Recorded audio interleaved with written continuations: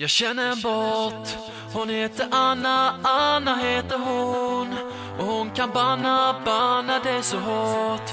Hon röjer upp i våran kanal.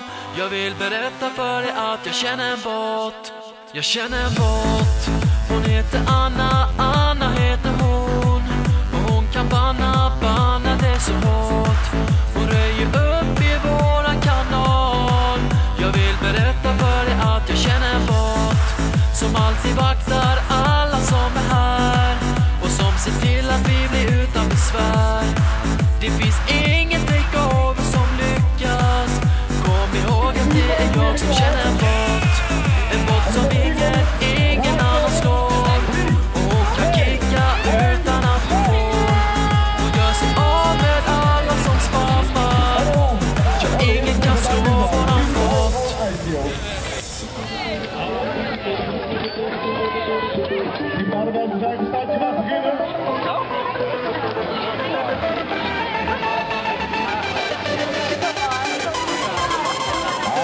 Ready for takeoff.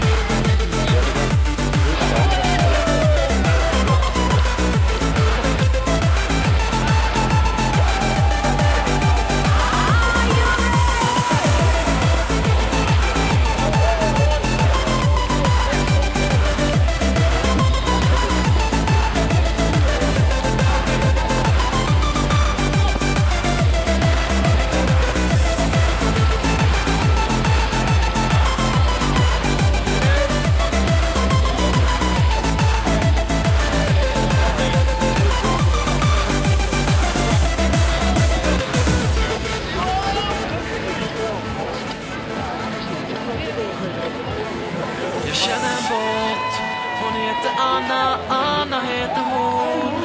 Och hon kan banna det så hårt. Hon röjer upp i våran kanal. Jag vill berätta för dig att jag känner en båt. Då kom den dagen jag inte trodde fanns. Det satte verkligen kanalen ur balans. Jag trodde aldrig att jag hade så fel. Men när Anna skrev och sa jag är ingen båt. Jag är en väldigt vacker tjej som nu tyvärr är väldigt främmande för mig. Men det finns inget som behöver förklaras. För i mina ögon är hon alltid en båt. Hon heter Anna, Anna heter hon. Och hon kan banna det så hårt. Hon röjer upp